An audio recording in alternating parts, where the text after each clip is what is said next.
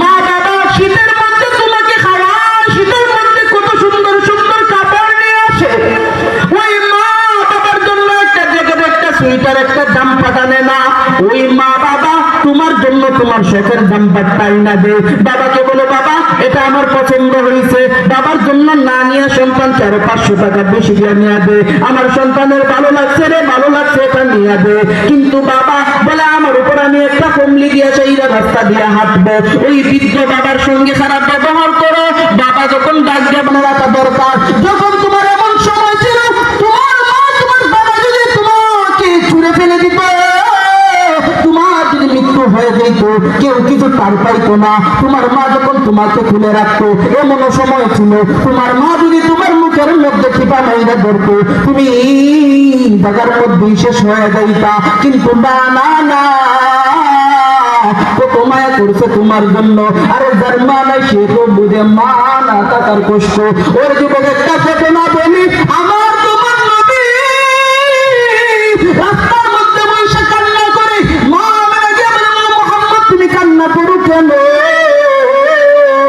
নবী আমার ডাক দিয়ে বলে, মা গো, আমার সঙ্গে যারা খেলাইছিল তাদের বাবা এসে ফুলের মধ্যে দিছে, তাদের বাবা তাদের কপালের মধ্যে চুমু দিছে, কিন্তু আমি এত অভাবী, আমার বাবা নাই, বাবা নাই। ও মা, আমার বাবার খবর আমি দেখবো। মা মেলা গেল নবীর দাদার কাছে। আব্দুল মুত্তালিব বলে, যাও যাও মুহাম্মদের বাবার কবরের কাছে নিয়ে যাও। নবী যখন বাবার কবর দেখলো, কবর জিয়ারত করে যখন চলে আসবে, মা আমেনার পেটের মধ্যে ব্যথা, জায়গার মধ্যে শেষ হয়ে গেল। মাও মা হারা, বাবা হারা সন্তান আমার নবী জন্মের আগে বাবাকে, 6 বছরে মাকে, একা একা সব হারাইলেন, আপন রইল না নবীজি, আপন রইল না। আমার নবী এতিম হয়ে গেলেন। আমি নবীজির আরেকটা ঘটনা শোনায় দেই। হযরত আলী নবীর কাছে আসছে, তখন নবীর কাছে ছিল নবীজির আদরের নাতি হাসান হুসাইন রাদিয়াল্লাহু তাআলা আনহু। আলী রাদিয়াল্লাহু তাআলা আনহু যখন তাদেরকে কুলে নিল, কুলে নিয়ে কপালের মধ্যে চুমুকায়, সাহাবারা দেখে দেখে হাসতেছে, এত সুন্দর দৃশ্য, এত সুন্দর দৃশ্য। কিন্তু আমার নবী, আপনার নবী রাহমাতুল লিল আলামিন কান্দে। ও সাহাবীরা, তোমরা হাসতেছো আর আমি কান্না করতেছি। হযরত আলী ডাকতে বলে, ইয়া রাসূলুল্লাহ, আপনি কেন কান্না করেন? একটু বলেন, একটু বলেন। আলীকে ডাক দিয়ে নবী বলে, ও আলী, তুমি কত সুন্দর হাসান হুসাইনকে নিয়ে তুলে নিয়ে তুমি খাইতেছো। আমি যখন হুসাইনের সমান ছিলাম, তখন আমার মাও নাই, বাবাও নাই। আমার তুলে নিয়ে একটাবার আমার বাবা চুমু খাইবে, ভাগ্য আমার হয় না। আমার নবী বাবা হারা, আমার নবী মা হারা সন্তান কান্না করে। আর যুবক তুমি এখন হাসো, বাবা নাই দুনিয়ায়, মা নাই দুনিয়ায়, একবারও কবরের কাছে যাও না। আমি গত কিছুদিন আগে আমার দাদার কবর জিয়ারত করার জন্য গেছি, রাত 4টার সময়। কবরের পাশে দাঁড়ায় দেখলাম কবরটা কেমন জানা একেবারে এতিম হয়ে রয়েছে, একটা পোকামাকড়ের আওয়াজ হয় না। এই অন্ধকারের মধ্যে ঠান্ডার দিন আমার দাদা কবর গিয়েছে। আমি চূড়ায় আসিন বললাম, আর চোখে পানি পড়ে, ওই কবরের নিচে আমি আজকে চলে যাইতে পারি। অন্ধকার কবরের মধ্যে তোমার বাবা, তোমার মা পয়দা রয়েছে, একটা বার কি মনে হয় না বাবার কবর জিয়ারত করবে?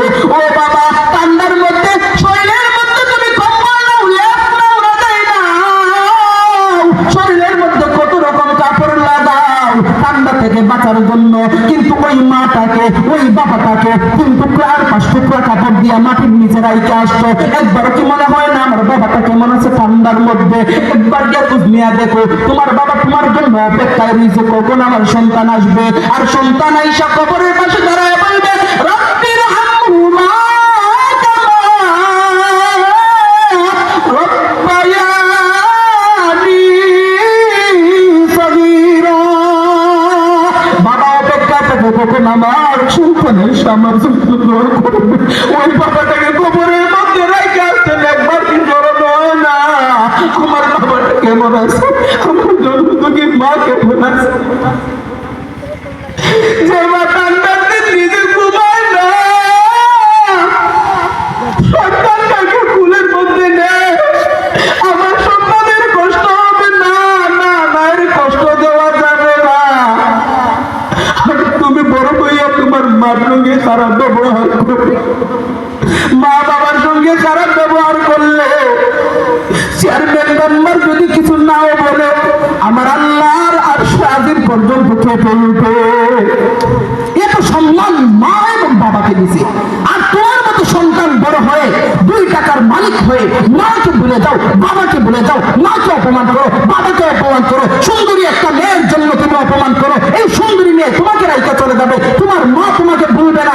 আরে তোমার স্ত্রী তোমার মৃত্যুর 6 মাস পর চলে যাবে, অন্য একজনের সঙ্গে বিবাহ হয়ে যাবে, কিন্তু তোমার মা প্রত্যেকটা নামাজের মধ্যে, প্রত্যেকটা ওয়াক্ত নামাজের মধ্যে তোমার জন্য দোয়া করবে, আল্লাহ আমার সন্তানটা কেমন জানি আছে কবরের মধ্যে, তার কবর জান্নাতের বাগান বানাবে। বলেন না সুবহানাল্লাহ। এত সম্মান আর মা এত মায়া করে। দুনিয়ার মধ্যে মা এবং বাবার চেয়ে এত মায়া দেওয়ার কি হয়? যাই হোক, আল্লাহ সুবহানাহু ওয়া তাআলা যতদিন আজ থেকে যতদিন আমাদেরকে হায়াতে জীবন দিবেন, আমরা যেন মা বাবার খেদমত করতে পারি।